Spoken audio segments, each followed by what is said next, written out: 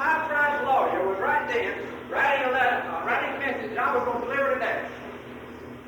Strange enough, right at the same time, I was debating whether or not I was going to even say anything to you today. I thought I'd said it all. But if he's going to cost me so much money, I figured I better put something together.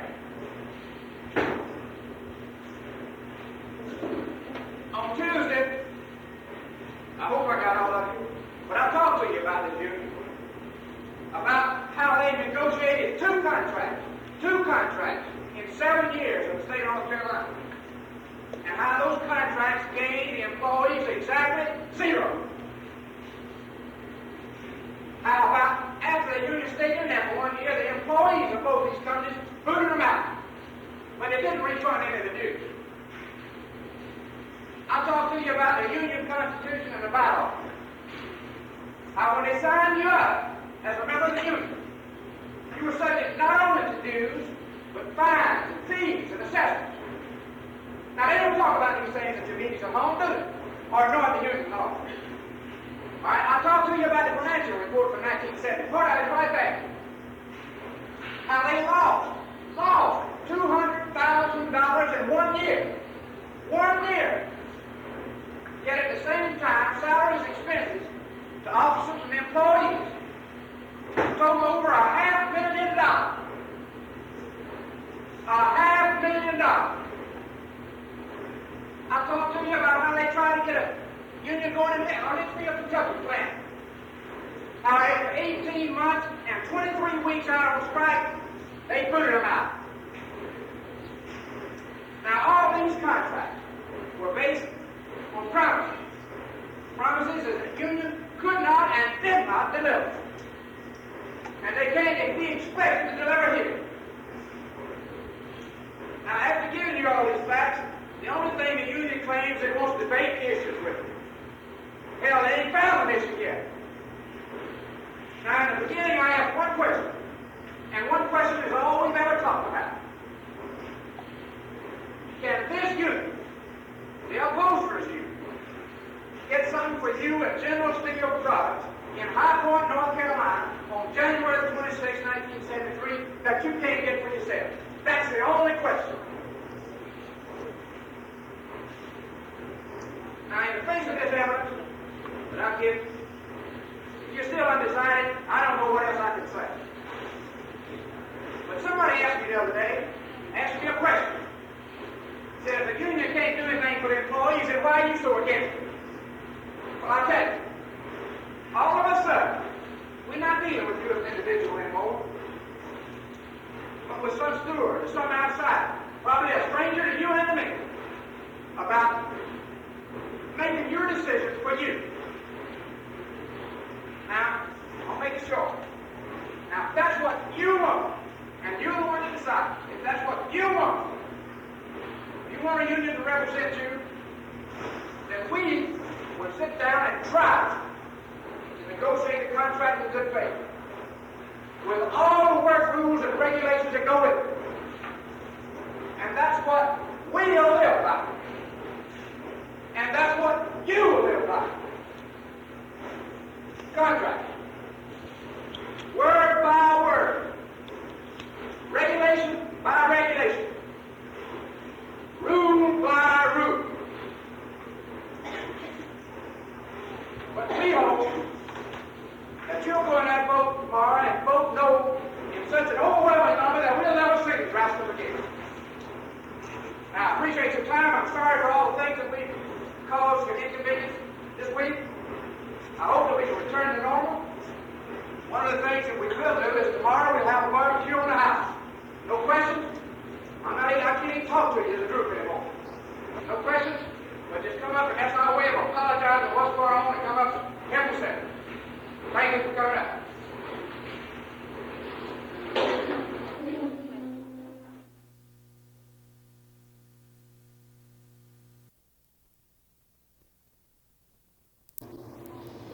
Ladies and gentlemen, I appreciate your gathering here on this occasion. As all of you know, there is a very important matter now before you, and there are some thoughts which I want to bring to your attention.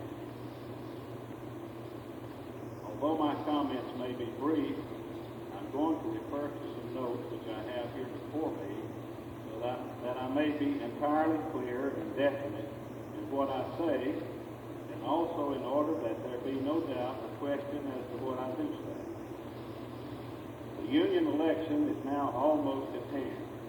We are now at a crucial time. We stand at the crossroads. On Wednesday of this week, you will make your decision as you approach that moment. There is one thing I hope you will bear in mind.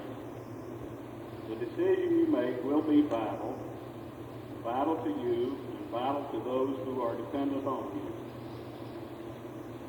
you. It can affect your whole future and the future of your family. The basic question before you is this. If this textile workers AFL-CIO union were to get into this plant, would it work out for your benefit, or would it work out contrary to your own best interest? That is the question at the heart of this whole matter, and that is the question you should weigh carefully and cautiously and thoroughly before you cast your vote on Wednesday. The union tries to lead you to believe that our company opposes unionization because unionization is good for employees. The union wants you to believe that you on the one hand and the company on the other hand always must be at odds with each other, and that the company will always oppose whatever is best for you.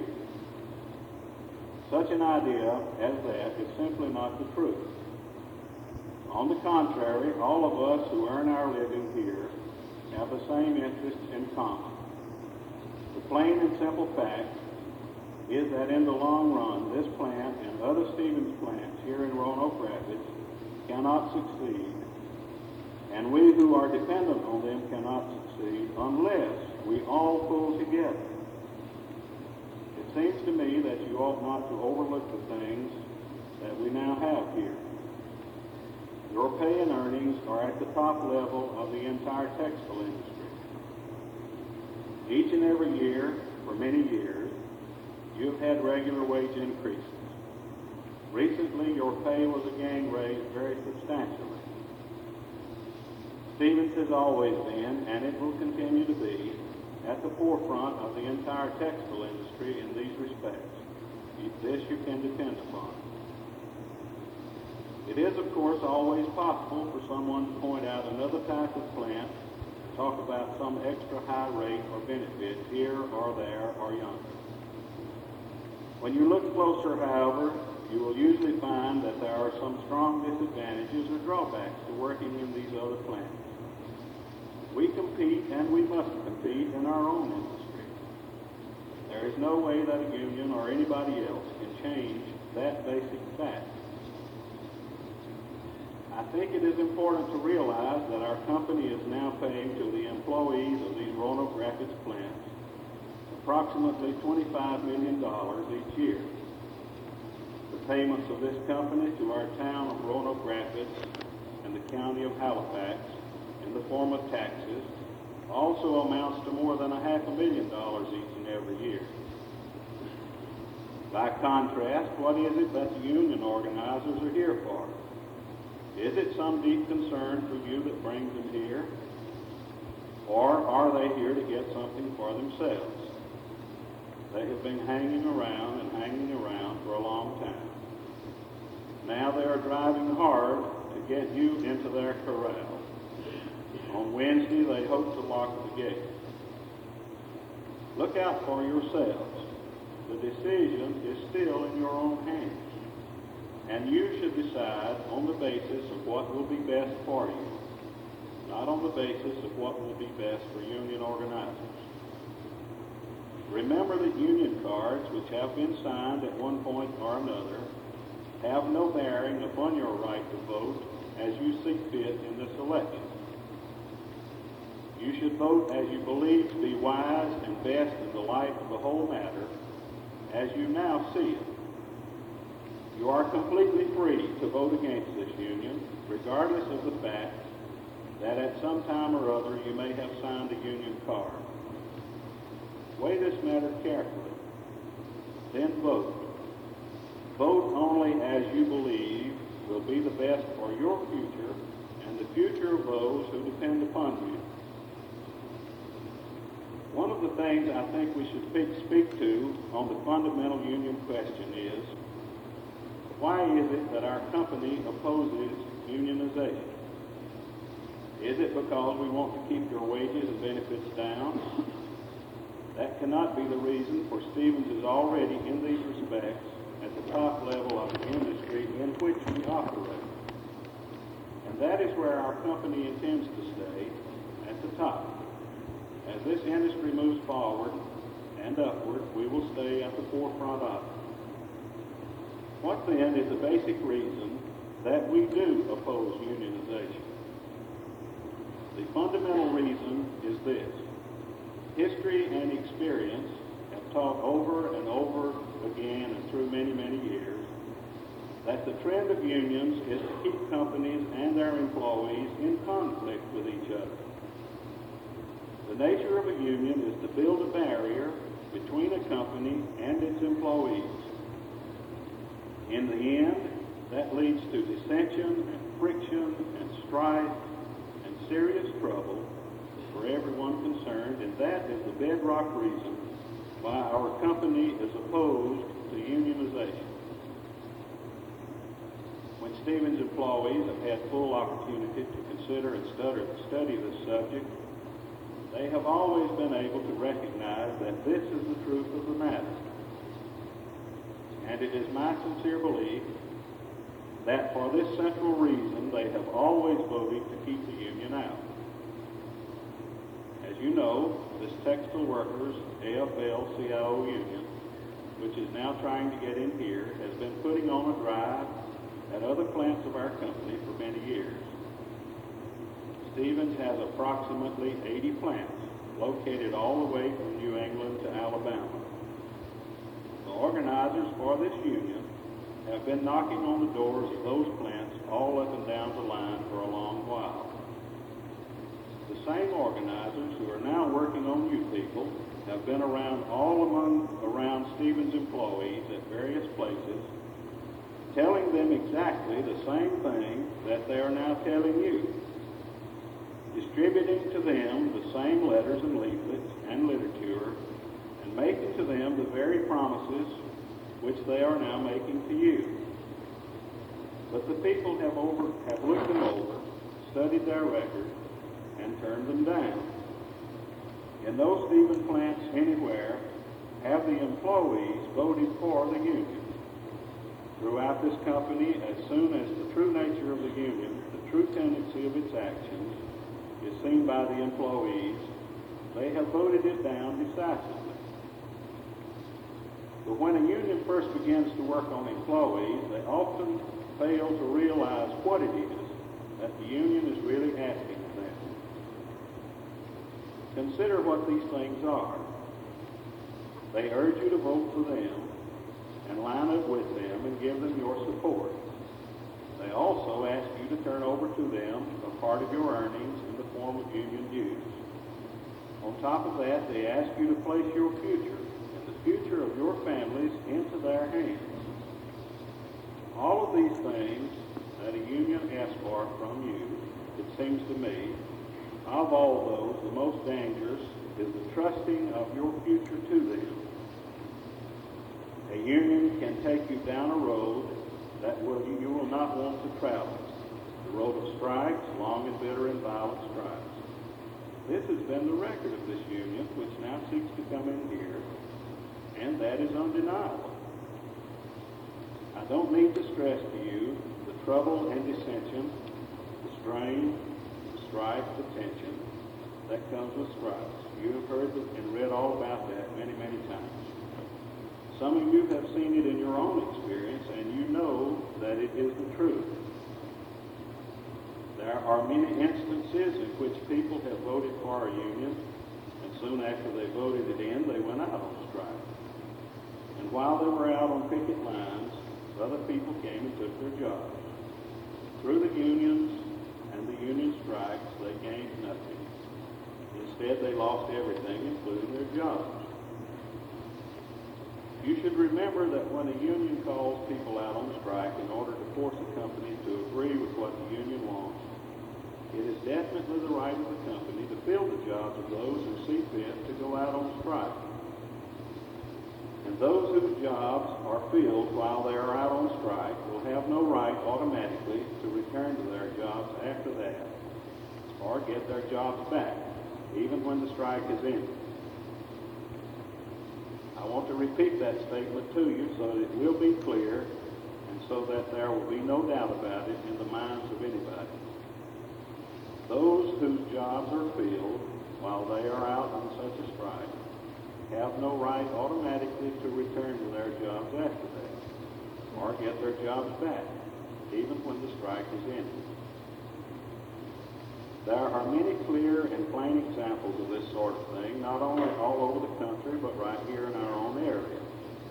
And what you need to know is that the union which carried on many of those bitter and violent strikes is the same union which is now asking you to bring it in here and follow where it leads.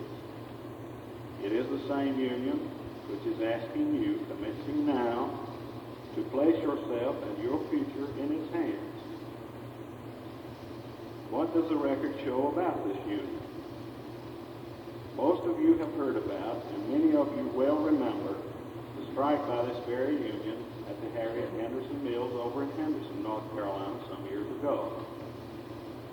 That is not far from us. There, this very same union, the Textile Workers AFL-CIO union, got the people out on strike and kept them out for many long months. They lost tremendous amounts of pay. They drew no unemployment compensation. There was mass picketing and violence of all sorts. Finally, the National Guard was called out.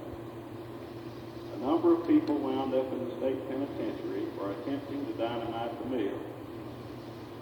And in the end, 800 employees of the Harriet Henderson plants lost their jobs permanently as a result of their following the same union which is now asking you to vote it in here and follow where it leads. More recently, there was a long and bitter strike at the Oneida Knitting Mills over in Andrews, South Carolina. The same union had employees of that plant out on strike from the middle of January until the middle of July last year. For 6 long months, these people went without pay. Each of them lost thousands of dollars in pay, which they can never make up and will never make up. If anybody tries to tell you that the strike gained anything for those people, ask them to explain how a person who lost a half a year's pay is ever going to get reimbursed for that. The company certainly did not pay them and is never going to pay them for leaving their jobs and standing out on a picket line for 6 months. The union most surely has not reimbursed them and is not going to reimburse them for that 6 months' wages. The simple and undeniable fact is that the hundreds of employees who were led out on that strike by this Textile Workers AFL-CIO union forever lost a half a year of pay. The same sort of thing has happened at the Collins and Aiken plant in Albemarle, North Carolina. There, more than 100 people lost their jobs permanently in a strike called by this very union, which is now asking you to vote it in here.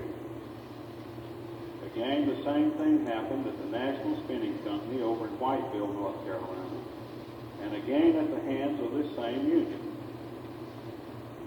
At the Chatham Manufacturing Company in Elkins, North Carolina, this union has called the people out on strike at least 3 times. In none of these strikes did the union gain anything for the employees that they did not already have, but it certainly lost them plenty. At the Duplin Company in Winston-Salem, North Carolina, this same union carried on another big strike a short while ago. What did it gain for the people who were involved in the strike? The answer is not a penny. All it caused was bitterness, dissension, and violence, and finally it gave up that strike and simply told the people to go back to their jobs if they could. The union, of course, would like for you to believe that it does not want to have anything to do with violence, and that nowadays its strikes are really very gentle affairs. Let's see what the facts are about that. Recently, this very same union got the employees at another textile plant of the Kaiser Rock Company out on strike. By violent and unlawful actions, this union shut down that plant and prevented the people from working there. As a result, the Kaiser Rock Company sued this union, and the federal court held that this union, this Textile Workers AFL-CIO union, had committed wrongfully and illegal and violent acts. The union appealed the case up to the United States Court of Appeals, and that court held the same thing. The union tried to get the United States Supreme Court to change the ruling, and the Supreme Court just last fall refused to do so. Here's what the Court of Appeals said about this union in that case, and I quote to you the court's exact words. Quote, "The involvement of the union in the violent and unlawful damage-causing activities during the strike is demonstrated most clearly by the actions of its international representatives. During the course of the strike, these union officials personally participated in, observed, supervised, and controlled the activity of the strikers." End quote. It was the official finding of the courts, and again I am quoting the court's language, that these union officials had instructed the strikers to stop employees from entering the plant by any means they could, including stripping off their clothes, and that numerous acts of extreme violence occurred as the strikers blocked, stoned, and in some cases overturned vehicles, carrying employees attempting to enter or leave the plant. I have here a copy of that court decision, if any of you would like to see. What union did that? It was the same Textile Workers AFL-CIO union, which is now here knocking at our doors. It is exactly the same union which is at this moment asking you to vote for it and bring it in here and give your allegiance and your money and your support to it, and place yourself in its hands and follow where it leads. Incidentally, the court ruled in the case from which I have just quoted to you that this union had to pay for shutting down that plant and destroying its business, more than $1.25 million. And where did the union get the money to pay the $1.25 million? Was the court's decision ordered the union to pay. There is only one source from which they got it, from the pockets and paychecks of textile employees who had voted for this textile union. It is natural that they would now like to collect from you, who work here in these plants, approximately $250,000 in dues each and every year from now on. That would be quite a help to them in recouping the $1.25 million which they have had to pay out for violently and unlawfully destroying both business and jobs at the Kaiser Rock plant. Now, what is going on today in the way of union strikes?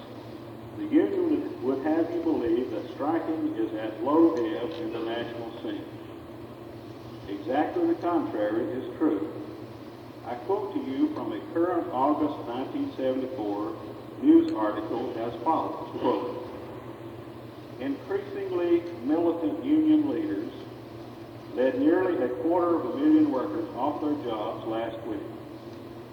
A Labor Department tally shows almost 600 strikes have been called from coast to coast, the biggest wave of walkouts in nearly 3 decades. How about closer areas?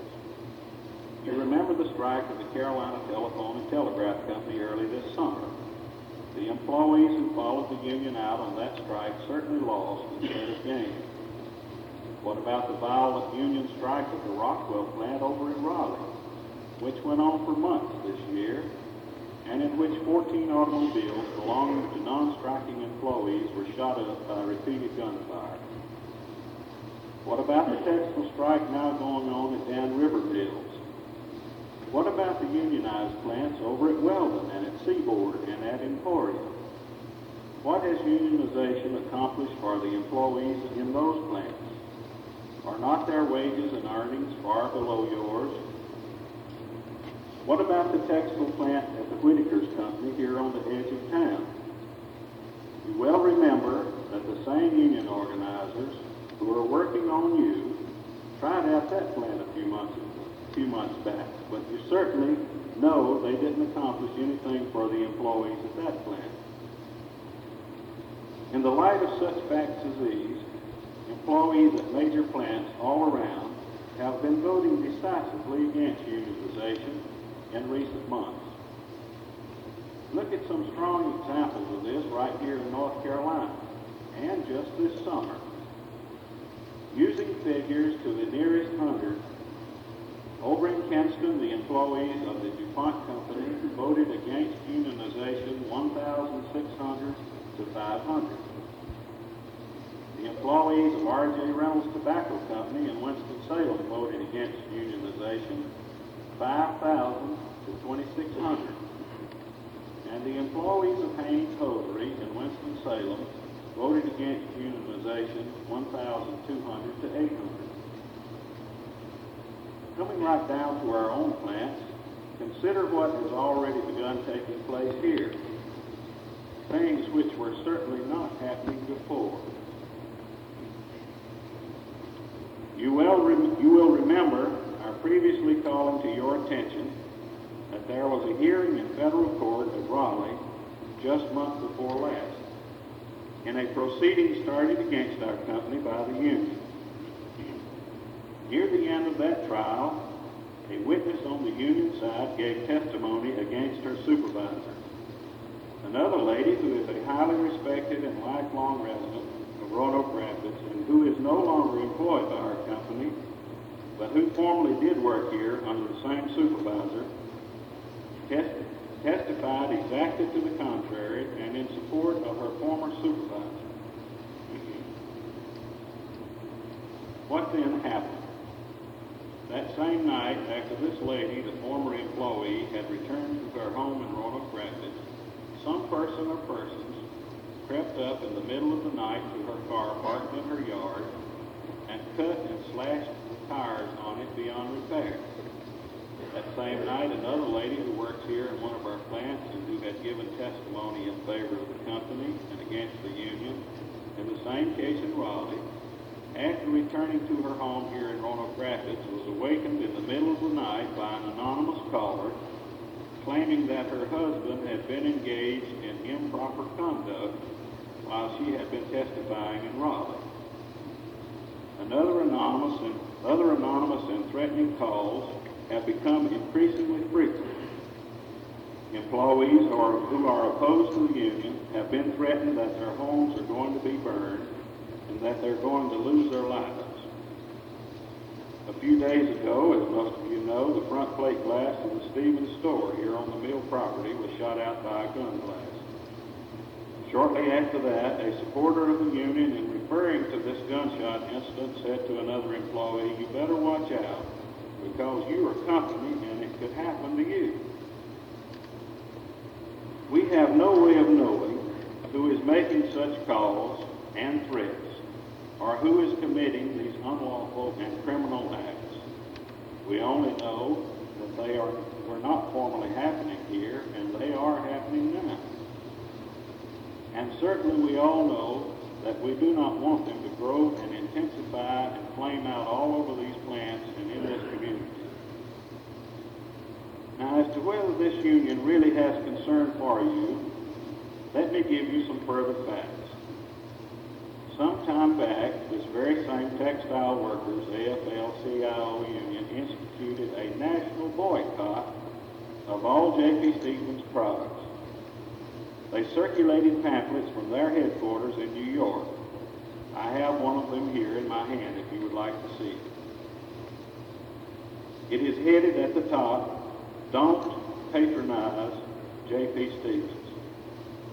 Down below, it calls on the general public to refuse to buy J.P. Stevens products.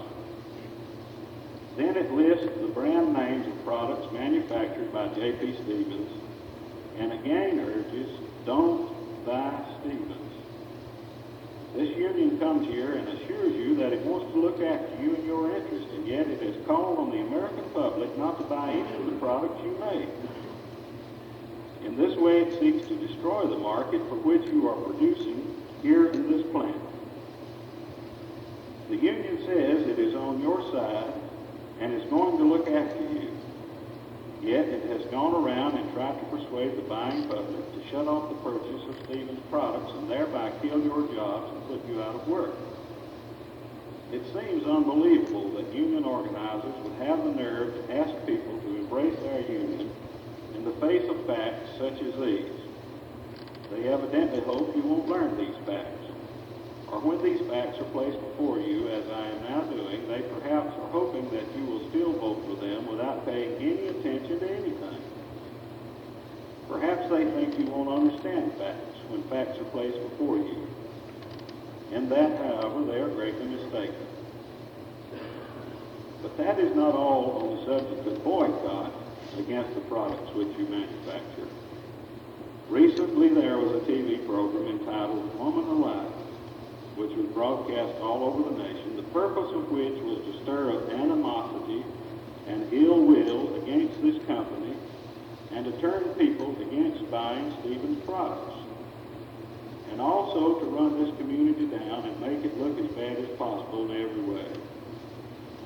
That program pretended to be sympathetic to Stevens employees, yet the whole purpose was to start a movement to prevent the public from buying Stevens products, the necessary results of which would have been to kill the manufacture of Stevens products and thereby also destroy the jobs of Stevens employees. To what extent was the union involved in that whole effort? We can only tell you that we got letters from various parts of the country, all sounding very much alike, all urging unionization, and all centering upon these Roanoke Rapids plants where this union drive is underway. We further know that the central figure of the TV program was a former employee of one of these plants for whom this same union is now suing the company, trying to make the company put her back to work in these plants. In order that you may see what has been cranked up against the company and against the products which create and sustain our jobs, let me read you excerpts from some of the letters we received from around the country. Here's one from Mrs. Connie Blum of Sherman Oaks, California. She says, quote, "My friends and I have stopped purchasing your products. I will not use J.P. Stevens. Your company, it seems, is not only monopolizing an entire town, but enslaving the people." Mrs. Ellen Raven of Philadelphia, Pennsylvania wrote that, quote, "After watching Woman Alive tonight, with its segment on the treatment of employees by your company, I will no longer knowingly purchase any product made by J.P. Stevens Company. I will also encourage my friends to boycott J.P. Stevens." M.S. Nonage Cassidy of Los Angeles, California says, quote, "I am writing to let you know that I am going on a boycott of all J.P. Stevens products. I'm telling my friends and family that I hope they will follow suit in boycotting your products. Power to the TWUA." Mrs. T. Genatios of Rossville, California writes that, quote, "After what I saw and heard on a TV program called Woman Alive, I will not buy your product ever again. I have informed my people about you and will continue to do so. They all so far have agreed not to use your products. J.P. Stevens is nothing but a dirty word from here on out." I have copies of many of these letters if you'd like to see them. And so there has been raised and promoted this strange and misguided effort to try to force the company to give in to the union here in Roanoke Rapids by killing the sale of Stevens products, with complete disregard and indifference to the fact that this would also kill the jobs of Stevens employees. Despite any and all such facts as these, however, there are some people who support the union because they believe that if a union comes in, then automatically the company must give higher pay and benefits must increase, and whatever anybody may not like will be changed to suit everybody. Whoever believes that is under a serious illusion. It is flatly untrue.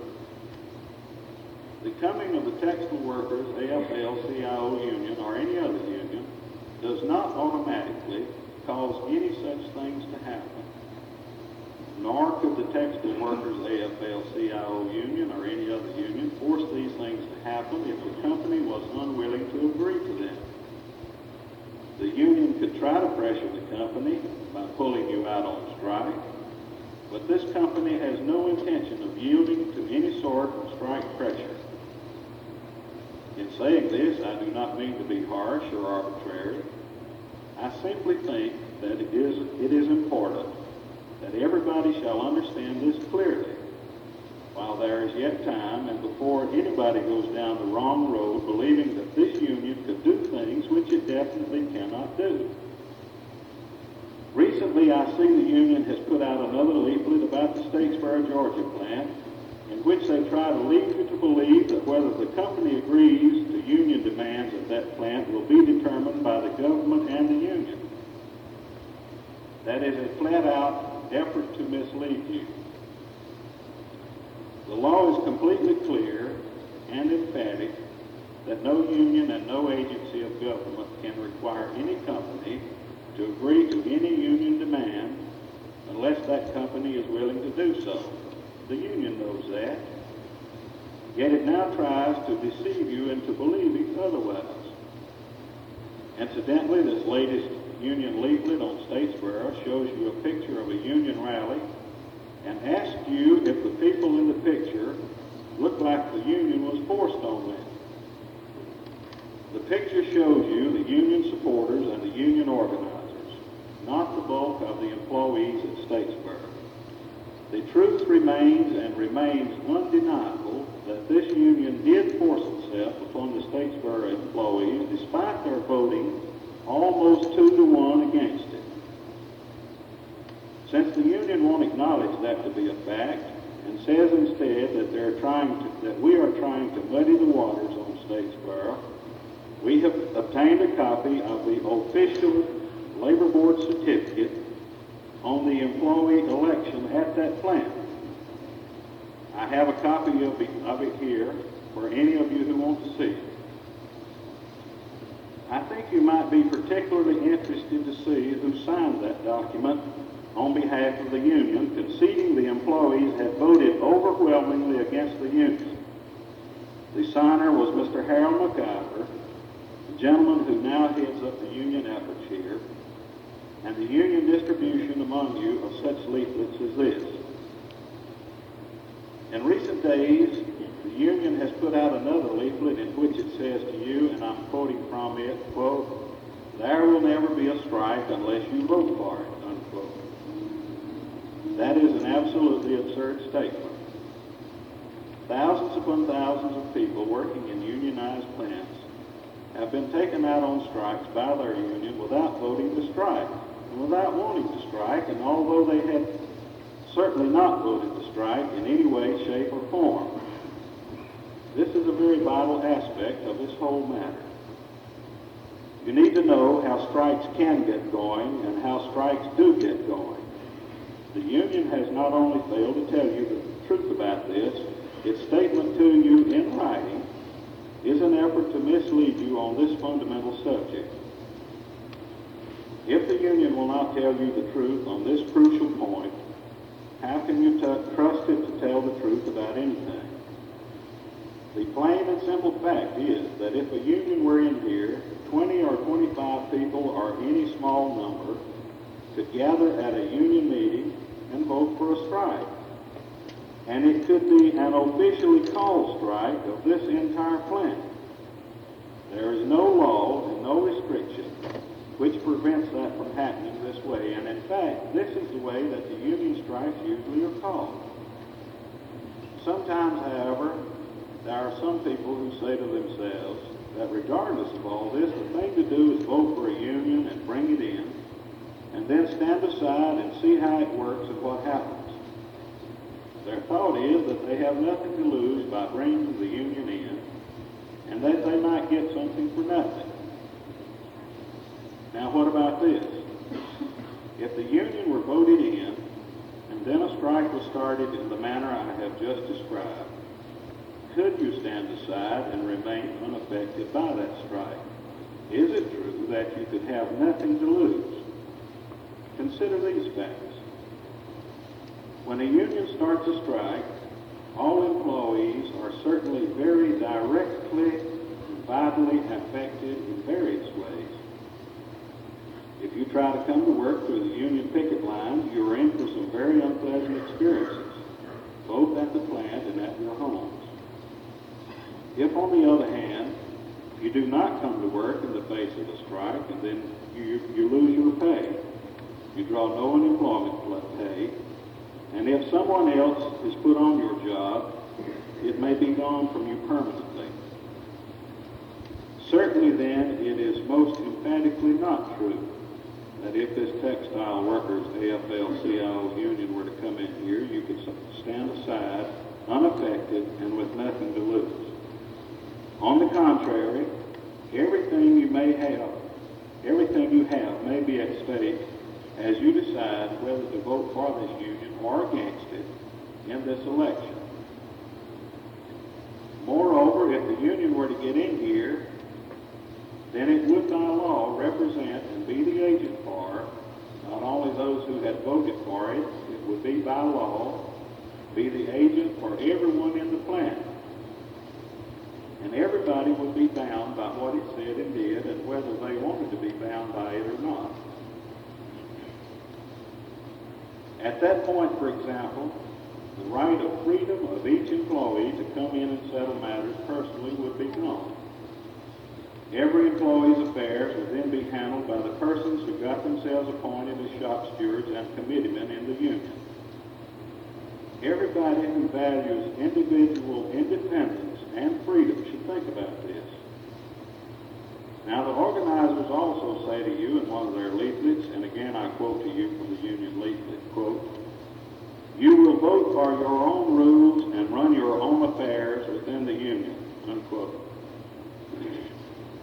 Is that true? I have seen the Constitution and bylaws of this union. In Article 9, Section 8 of its Constitution, this union says that, quote, "all books, records, funds, and property in the possession of or subject to the control of any local union shall be and remain the property of the international union," unquote. The union tells you that you will run your affairs within the union.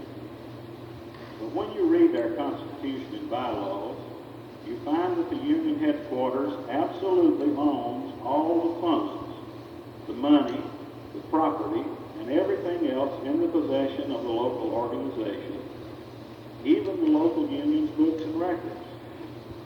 All would be owned lock, stock, and barrel by the international union.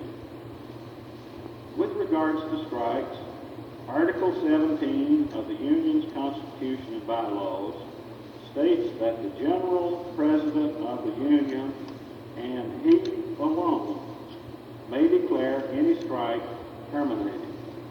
In other words, if you were in the union and a strike were called here, it would not be within your authority to end that strike. The general president of the union and he alone would be the person with the authority to end the strike.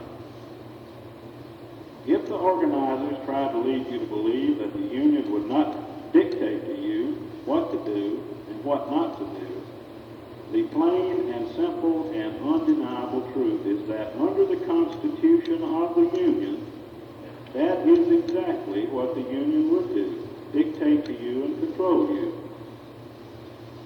As a result, you see union members being fined and punished by the union for things which used to be matters of individual choice and decision by each person for himself. Union members have recently been fined $500 each because they wouldn't walk a picket line during a strike.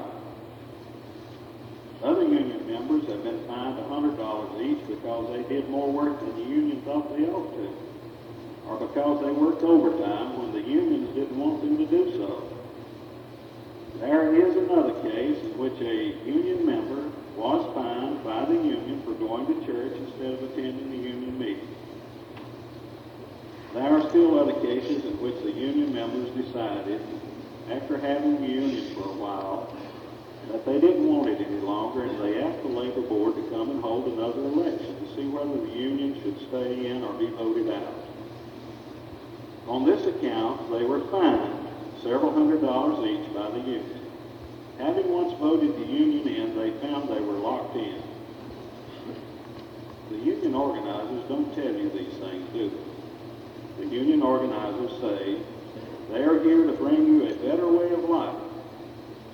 When a union gets that kind of power that I have just been talking about, for whom is it a better way of life? It may be desired by the union that holds and wields such power, but it is surely not a better way of life for those who must live under it. Keep these thoughts in mind as you make your decision on this matter. You now have freedom which people who are under unions do not have. No union gets any money out of your pocket or your paycheck. No union tells you when you will work and when you won't work. No union controls your decisions or dictates to you what your course of action shall be.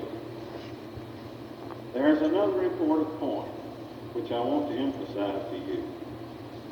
I understand that there are some of you who were on the union side a while back or had signed up with the union and who now want to turn away from the union and come over to the company side, but that you are concerned that the company may hereafter let you go or in some manner retaliate against you because of your having formerly been on the union side.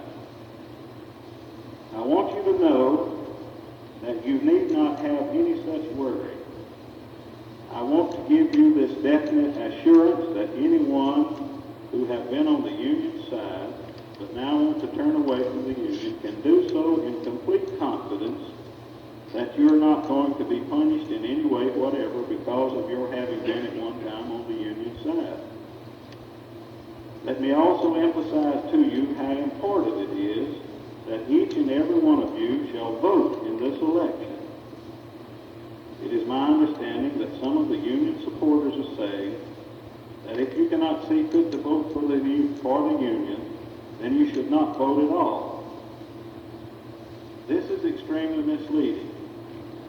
It is allowing others to make the decision for you on something that vitally and directly affects you. Help make the election go the way you want it to go. Otherwise, you may find yourself saddled with a union you do not want. By all means, vote in this election. Finally, I say to you, keep this question first and last and uppermost in your mind. What is it that you may expect if this union were to get in here? The answer, and you should not ignore or overlook it, the answer is trouble. That is what this textile workers AFL-CIO union has brought elsewhere: strikes, lost work, lost jobs, strife, and violence. Do you want to see the risk of all that brought in here? Think about these things. Think about them earnestly and carefully. Then let your vote be guided by your own good judgment and your own true conclusions. I thank you for your attention.